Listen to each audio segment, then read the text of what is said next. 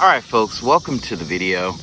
And today we're going to be looking at this older Specialized series, a Sirrus bike. This is a large frame bike. And so I bought this used and I just took it on a 25-mile ride after I adjusted the brakes, and it handled it pretty good. I would say it's not the lightest bike.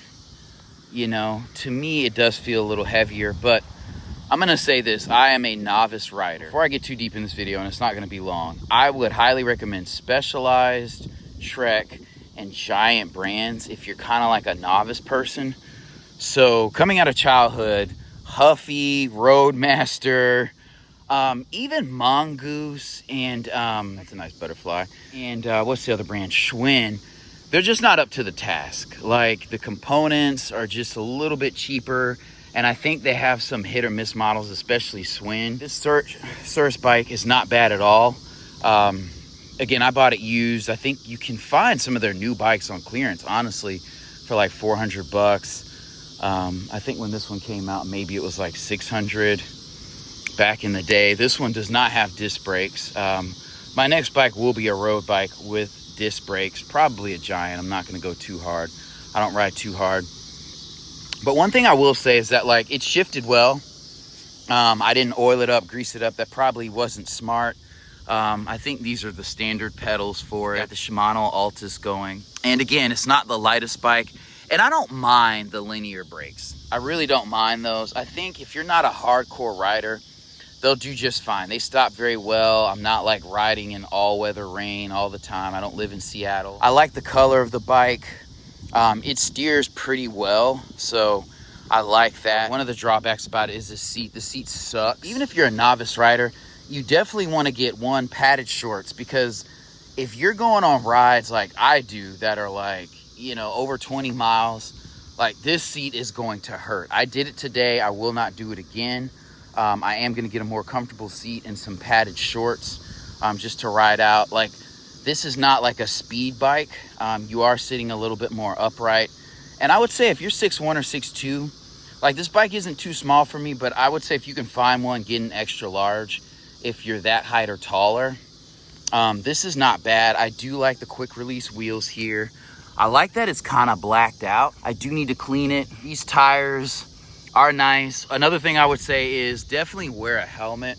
When I was going over 15 on this bike, especially going down hills and stuff like that, it did not feel comfortable with me not wearing a helmet, so that was kind of stupid.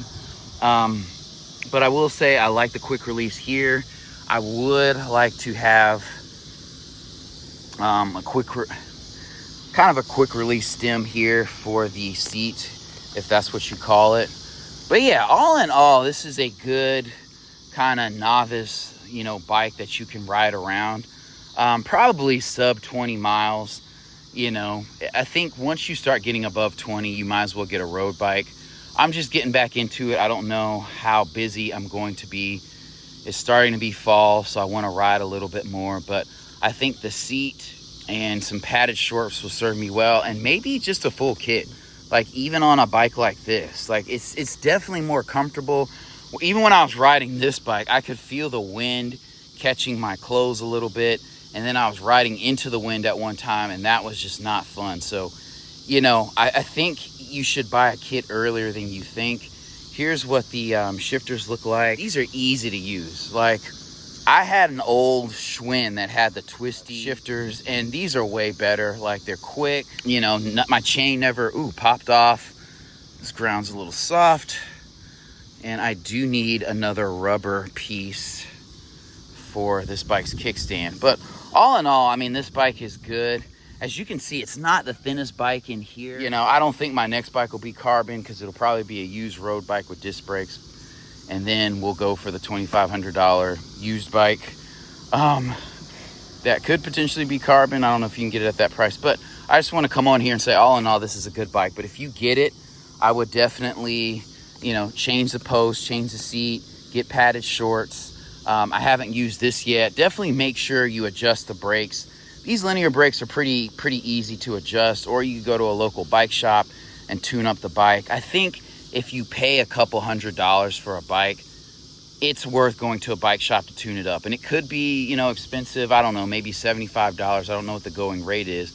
But when you're going on rides where if it breaks down, that would suck to walk back or to have to get like an Uber or call somebody, like, it's worth it. Here's the profile right here. Not bad at all. Again, not a heavyweight bike, not super light. This says Specialized here. Sirrus there. I do think probably Giant is a better value if you're buying new than Specialized, but it's not a bad bike at all. Like, I didn't feel like it was gonna break or it was bendy or twisty, even when I hit some rough parts. These wheels, 700 by 32, as you can see. These have the regular stem, so that's another cool thing. I have a foot pump that I use to pump them up. Might need to replace these tires here in a little bit, but yep, that's what we're working with. The original bike components. All right.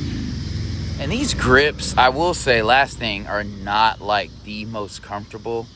So you might change these out. And I might change this out for just handlebars that I can kind of rest on like a road bike a little bit.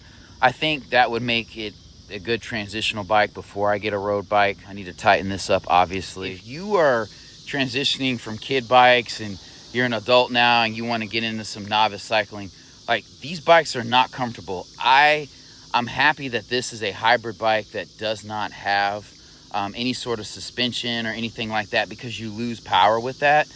It does make the ride more comfortable, but you can tell when you're like going up the big hill or you're really pushing, some of your power is lost in those springs and those fork suspensions. And so that is not something, absolutely not something I wanted on my hybrid bike. I just wanted as much of the power that I'm putting out to go to the road as possible. So